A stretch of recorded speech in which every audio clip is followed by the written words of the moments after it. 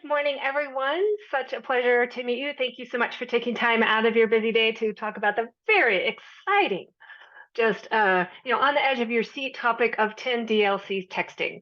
Obviously, texting is really important, but the most important thing is make sure that you're doing it right. So today we're going to kind of go through what I have learned over the last probably year and a half of working on this. It'll be a little bit of a shorter presentation, and we will have time for Q&A at the end. If you have any questions as we go along, please type them into the chat box. I will be looking at those at the end, so we won't be taking questions at the beginning, but we'll have time at the end for questions. As well as after this, I will send you a few resources. So let's get going. And first, let me introduce myself. My name is Chris Harrington. I am the CEO, co-founder, and co-owner of USherpa. We are a smart CRM and relationship engagement platform. We've been in the industry since 1995. I know I'm dating myself a little bit there. We started inside of a large Fortune 200 mortgage company. I think that's where I learned compliance from one of the best. And then we took it private in '08. So I've got about 30 years of experience here. So as I'm going to be kind of walking you through this today, first of all, I am not an attorney and I don't play one on TV and I don't play one at USherpa. But again, as I mentioned, we do take compliance very, very seriously. And what I'm going to share with you today is when this law came out, I believe kind of towards the end of, I believe right in 2024, towards the end of 2022, we were in the middle of ramping up our texting. And we actually switched texting providers. We switched over to Twilio and we did a consultancy with them. So I paid Twilio some good money to help us make sure we were dotting our I's and crossing our T's and making sure that we knew that everything we were setting up at USherpa for texting was compliant. And then we spent really 6 to 9 months figuring this out and developing it. And one of the reasons that took so long is we're all pretty familiar with how regulations happen, especially in the mortgage industry, where they pass a regulation, but nobody really quite knows how it's going to work. This was exactly the same way with the 10 DLC. They were still figuring out the registry, they were still figuring out their rules. I can tell you it took us probably 6 to 7 months to get our first campaign actually approved. So what I'm going to share with you today is what I learned from Twilio and then what we learned over that 6 to 9 months of development. So hopefully it'll kind of help you know, well, what you need to be looking for, how to make sure that you're doing it compliantly, what are the risks for not doing it compliant, and then what are some things that you may want to be asking whoever is doing your texting. So here's a little agenda today. There's a lot of terms. What does 10DLC mean? What is P2P? What is A2P? What is CTIA, TCPA? We all love those acronyms. Obviously, going to talk about very important compliance. That's probably the most critical thing right now is how to be compliant with your texting.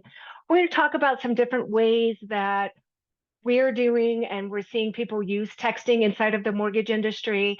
And then in order to be compliant, you really need to make sure that you're managing your customer opt-ins and your customer opt-outs correctly.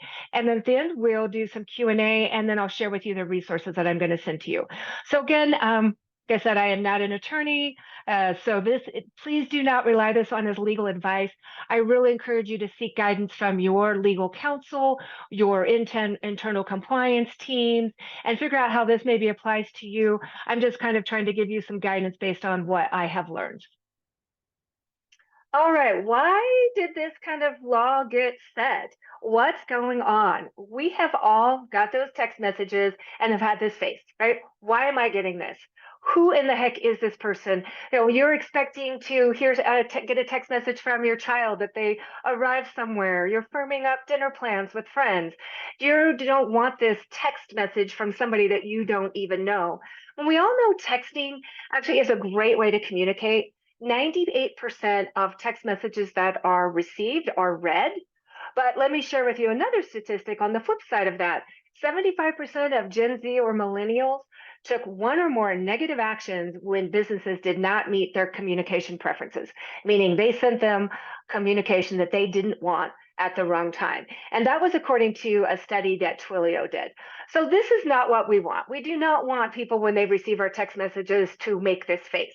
We do not want them to report us as junk. And I thought I would share this with you. This is the actual text message that I received 2 days ago.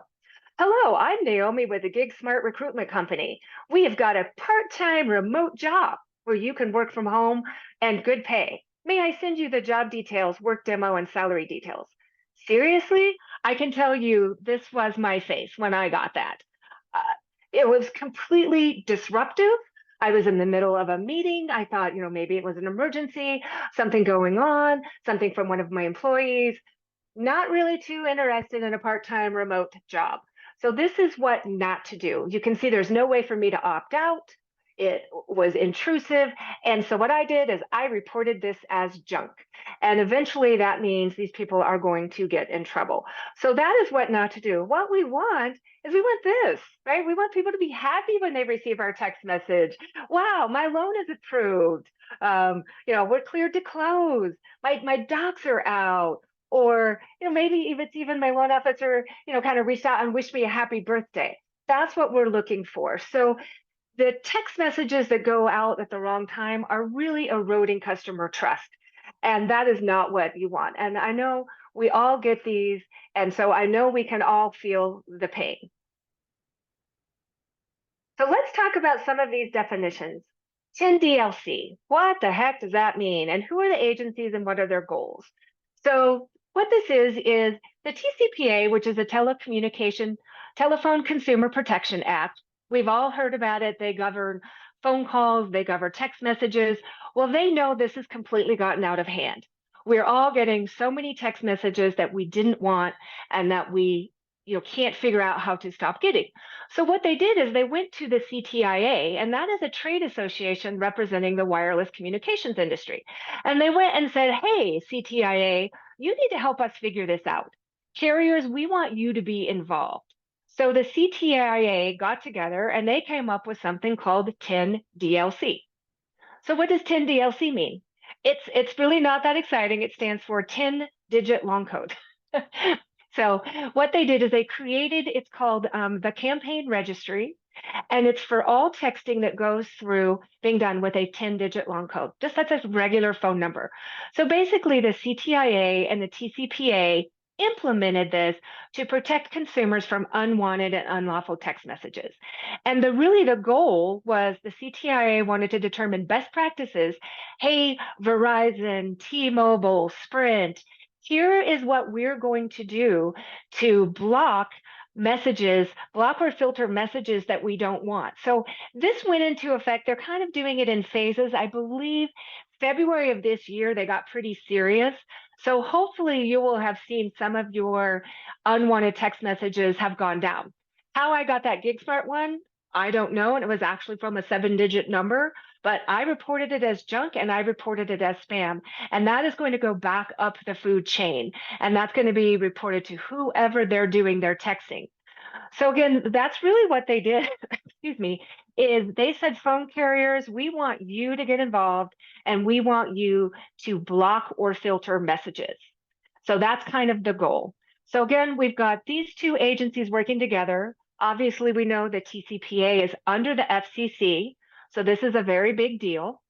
And this is regarding all texting that is done with a 10-digit long code. So a couple of other definitions is, what is P2P? Well, P2P stands for person to person. So that's texting that you do through your personal phone. That's the texting that you do to your friends and family. That might be texting that you do to your top realtor using your phone. That's considered P2P. A2P stands for application to person. All texting through a platform, this is really important for you to understand, all texting through a platform is considered A2P. It is not P2P. That is using your personal phone. So again, a 10-digit long code is the phone carriers basically offered specific numbers that are designed for the application to person deliverability, and it improves deliverability. So what that means, you have specific numbers that your texting providers like a Twilio have, that is a 10-digit number that is designed specifically for applications like your CRM, any other systems that you're using for texting to be able to do texting. And then that's going to improve the deliverability. Because again, they know that text messages are important. They want consumers to get text messages that they've opted in for and that they want. They know it's a very effective way for communication. They just want that unwanted, excuse me, messaging to stop. So hopefully that makes sense. And again, we're going to have time for questions and answers. So again, kind of defined all of those for you. So this is the really important slide. Compliance matters. There are very significant consequences to non-compliant messaging. So part of this 10DLC that the CTIA put together is there's the campaign registry, also known as TCR, and every company or brand, they call it brand, but really it's your company. It's by your employer ID number. Every brand has to be, that wants to do texting, has to be registered with the registry. That's your very first step. You need to get your company or brand registered with the registry. Any unregistered messages really should not be delivered by the carriers. So if you're doing texting and paying for texting through a platform and they haven't done the brand registration or the next step campaign approval, more than likely your messages are just not even going anywhere. So again, you have to get your company registered. And then the next step is campaigns have to be approved. So you have to send campaign messaging to the campaign registry. You have to show them the opt-in. You have to show them the opt-out. And it has to be by use case. So that's kind of a very much a texting term, but some of the use cases we're probably all familiar with. You know, that one-time password reset, right? It's like, oh, I forgot my password. Please text me to reset my password. That would be like a use case. Or customer care, information to customers. That would be something like a loan in process, or maybe, a loan checkup, loan anniversary, like account notifications. We all get those from different things where notifying about, hey, this is what's going on with your account. That would be type of a use case. And then there is a marketing use case, which is what it is just completely marketing messages. And then there's kind of mixed, where it means it's maybe kind of a customer care and a marketing. So when you're getting your campaign sent to the campaign registry, again, it's the messaging, the opt-in, the opt-out process, and you need to even let the registry know what is the use case for this. And then you have to wait for campaign approval. Then the other really important part of this is consumer consent. And I can tell you, this has not changed. This has always been the TCPA's rules around texting. Customers must opt in for texting. It must be in writing or in a recordable format, like a web form that then somebody checks a button, yes, I opt in, and that is recorded. So again, you must honor opt-out. So again, your brand needs to be registered, your campaigns need to be approved, and you have to do consumer consent. If you're following those three things, your texting is compliant. And violations of the TCPA carry a very hefty penalty, between $500 and $1,500 per unwanted text message or phone call. Because again, TCPA also covers phone calls. I attended a webinar, I think it was a couple of days ago, hosted through the Mortgage Collaborative, and that was with Evocalize. And they had an attorney, his name was Eric Troutman, with Troutman Amin on there. And they were really talking about some of the TCPA, FCC changes around phone calls. And he shared a really interesting stat that there has been a 40% increase in class action lawsuits from violations of the TCPA in the last year. That's a huge increase.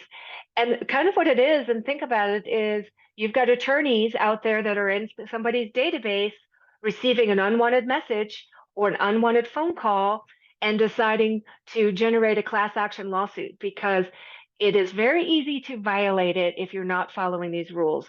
So I just really want you to understand that the compliance really does matter. It's extremely important. And these penalties are not just at the company level. They're at the platform level of the company who is allowing you to send text messages wrong. And it's even down to the individual person who is sending the text message. So you can imagine that would add up very quickly, $500 to $1,500 per unwanted fine. So that's kind of what I want to kind of share with you. I would think a really important thing would be if you've got a platform that's doing texting for you, ask them if they're managing this for you or if they're expecting you to do it yourself. At Usurpa, that's something that we are doing for our clients is we're kind of managing that brand registration and campaign approval. Other companies may be just assuming that you need to do that on your own. So that would be really something important to find out. So now that I kind of scared you, let's talk about what are some of the use cases for mortgage. So here are kind of three examples of mortgage texting campaigns. A one-to-one messaging between the loan officer and one client at a time. And that would be through the platform. Again, this is not the text messaging where you're sending a message directly to your borrower or to your buyer's agent or your listing agent. This is anything that you're doing through the platform. Obviously, I think the best and the most powerful use of mortgage texting campaigns is during the loan in process. Text messaging notifying your borrowers and your agents of their loan milestones. Again, remember that stat I gave you that 98% of messages that are sent are read. But they do need to kind of opt in for this. But I mean, I would say most people would really love to be notified of, hey, my loan is in approval. My loan has been sent to underwriting. They get it right away. It doesn't get lost in their inbox and everything. So that is actually, I think, that's why it's in the middle, probably the best and the most powerful texting campaigns. And then marketing campaigns. That would be kind of anything, honestly, post-close, whether that would just be, sending them materials with information about home ownership, maybe trusted advisor information, links to newsletters, that type of thing. So anything that is to more than one person at a time, that is not transactional, meaning it's not tied to the actual loan or is not customer service related. And that is called marketing. And then the big thing I want you to take away in addition is these campaigns are assigned the specific use cases that I went over a minute ago. And so within the texting world, they need to opt in. Their opt-in should be specific to each one of those. So yes, I'm opting in for one-to-one texting. I'm opting in for messages while my loan is during the process, or I am opting in for marketing messages. And then one of the things, like for example, in our platform for the loan and process messaging, we have set up a way to automatically send an email to somebody encouraging them to opt in for texting. So that would be something that you would want to know is, how do we go ahead and get them to opt in? But it is important to know that opt-in is specific to the different type of use case for the texting. So let's go over again, the opting in and the opting out, excuse me, is really a cornerstone to this brand registration, brand approval. That's kind of dotting I's and crossing T's. This is kind of really where rubber meets the road. Opting in. Customers and business partners. Yes, you read that correctly. Yes, you heard that correctly. Opt-in is mandatory.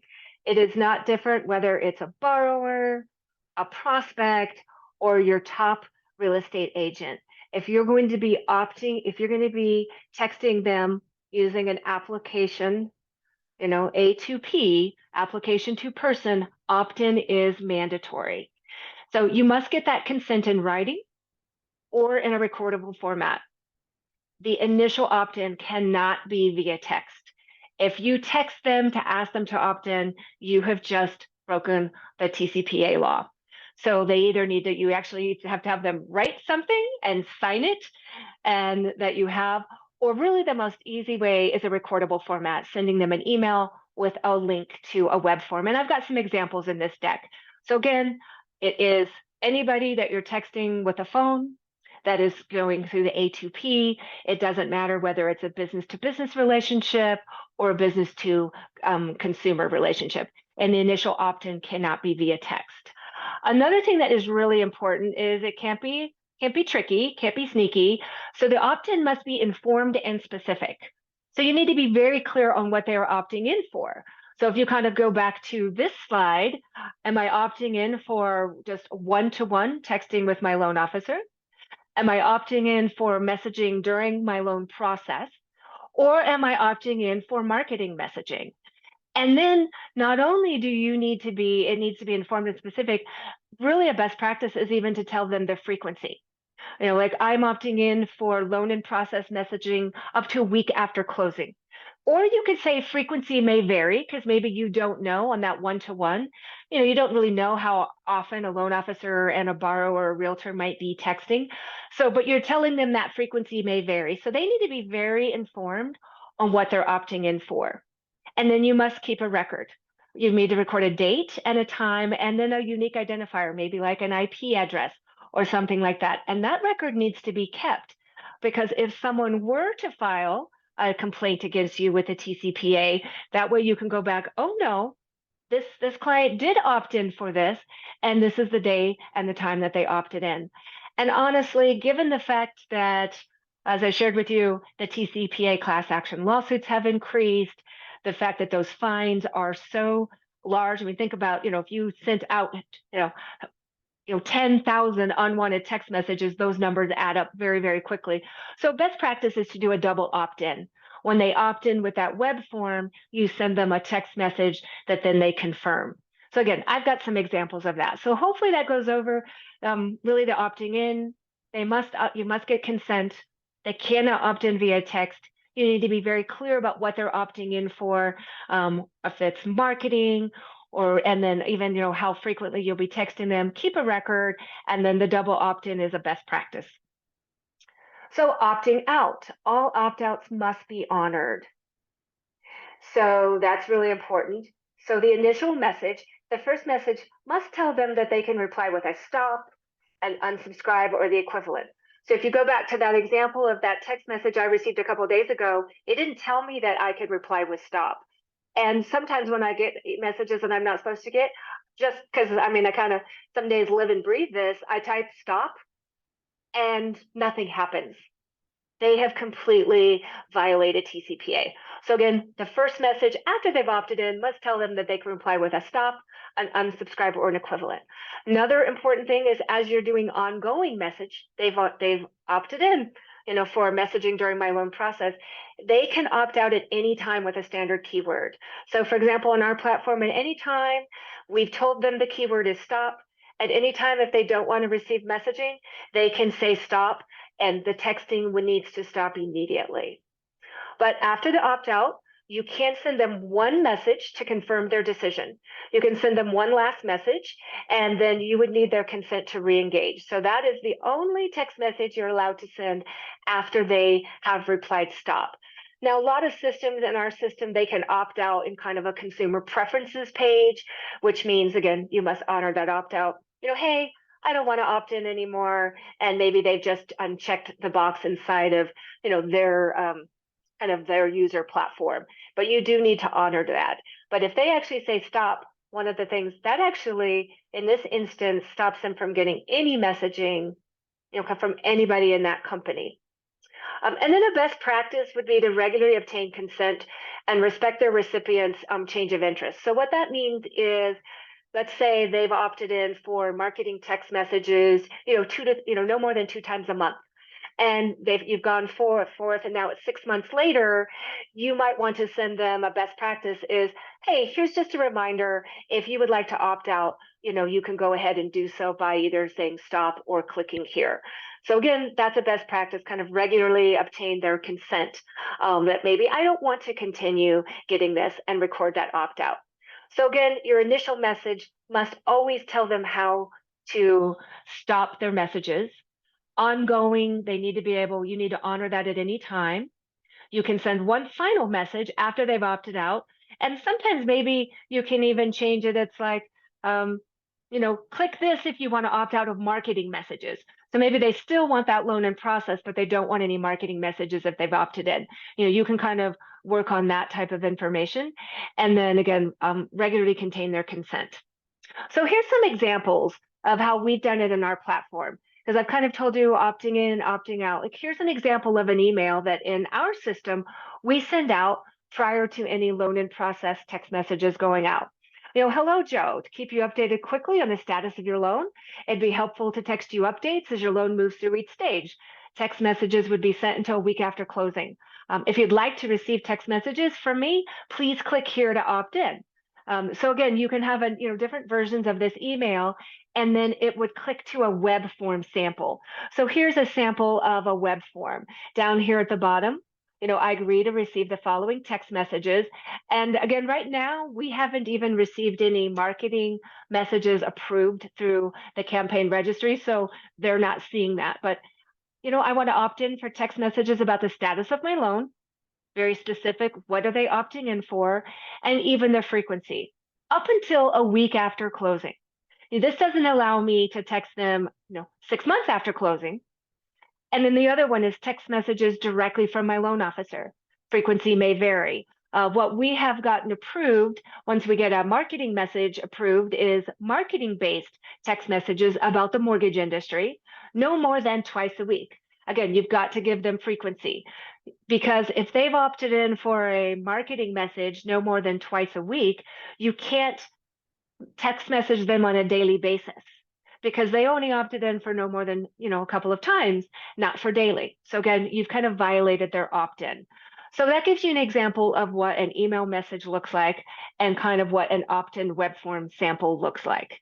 So again, just all of these things, again, I want you to know that when you're sending campaigns for approval, these are the things that they want to see. They want to see that opt-in process, and then they also want to kind of see the opt-out process. So the next thing I want to do is I'm going to share with you some examples about opt-in and opt-out messages from the phone. So we've taken a very conservative approach with that double opt-in, which is an industry best practice. So once they receive this email, they've clicked this box that they wanted to receive the text message about the status of their loan. Then they were going to receive, hi, and then, it's personalized from their name. Please reply with confirm to opt in receiving text messages from me. And you can see we've all seen these. We even say, again, best practice, message and data rates may apply. Our keyword is stop, text stop to cancel. And then they type in confirm. I think we've all seen this. And then you've successfully opted in. And again, message and data rates apply. Text stop to cancel.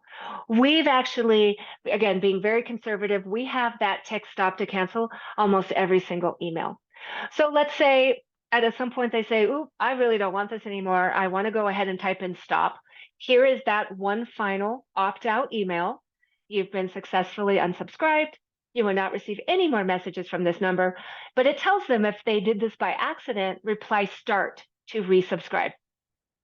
So if they type in start, then it says you've been successfully resubscribed to messages from this number. So those are just some examples. Again, I would check with kind of whatever platform you're using, but these are the things that we have had to send to the campaign registry. Not only, again, how are they opting in? Example of that form. We've had to give examples of the opt-in and opt-out messages. All that has to be sent before the campaign is approved. So just to kind of wrap up, and then we can kind of go to questions about compliant texting. We all know texting enhances communication. How many text messages do we all send personally to our friends and family, top business associates on a daily basis?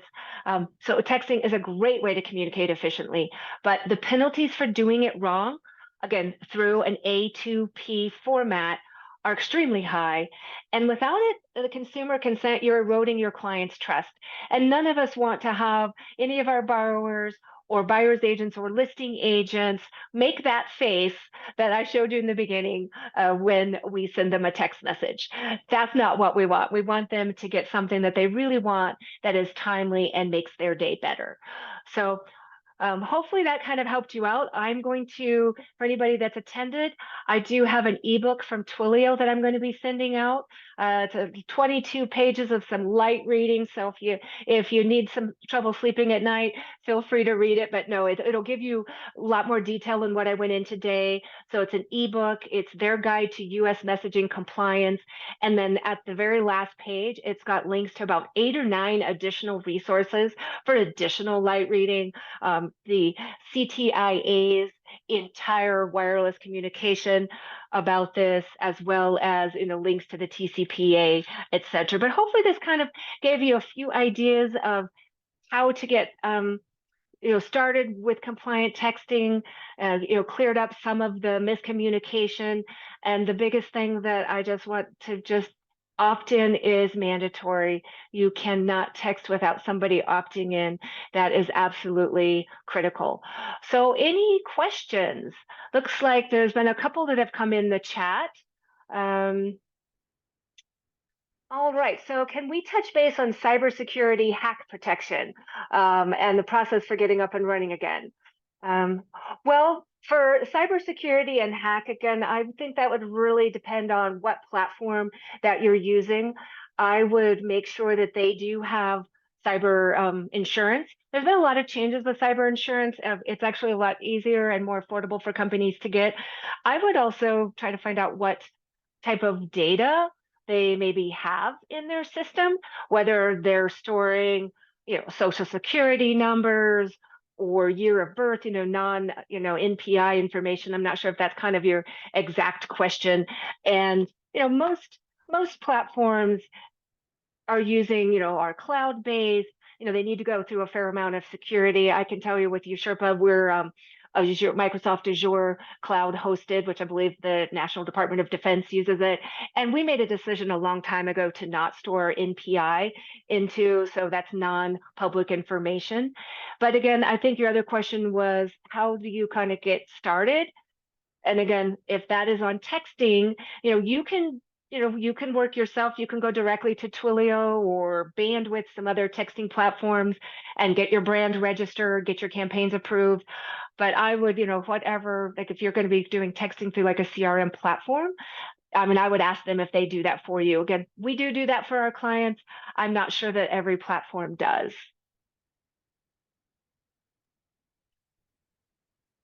Great information, Chris. Yeah, so I don't know if there's any other questions while we're kind of waiting to see if anybody else has anything that I'd put on here. Here is our main line at the office that kind of goes to our client success team. But if you have any questions for me personally, they can always kind of forward you to me. There's my email. I'm more than happy to answer any questions directly. We're located here in Denver, and there is our website. But any other questions?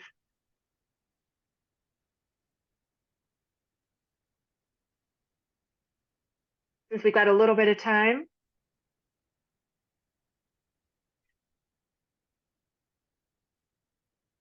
Chris, thank you so much for your time today. That was very, very informative. And we are so looking forward to your next webinar that's going to be coming out on August the 29th about unlocking success through the power of CRM. So we're looking forward to that session. And we will be sharing the recording along with any questions to the team after this.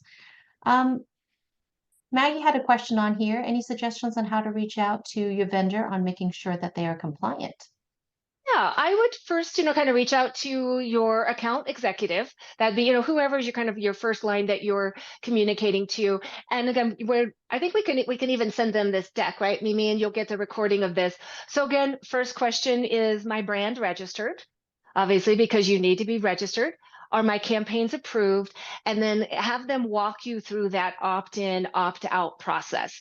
Because that seems honestly to me to be the biggest source of confusion. Well, one, people kind of don't even really know about the registration, but there seems to be a lot of people that think that you can send text messages without somebody opting in, and you can't, and it has always been that way. So what I would ask them is, my brand registered? Are my campaigns approved through the campaign registry? And walk me through that opt-in, opt-out process, because again, you're liable. Even if they're doing it, you are the one who's going to, the company and you and that platform are all liable for following these laws. All right. Well, thank you guys for putting that in there. Amy put a chat in there for the next webinar. All right. Well, Chris, thank you so much for your time today. That's some great information you shared, and we will definitely get this recording out to everyone. And we look forward to seeing you guys at the next webinar. Yeah, absolutely. Thank you, everyone. Have a great day. Bye-bye. You too. Bye-bye.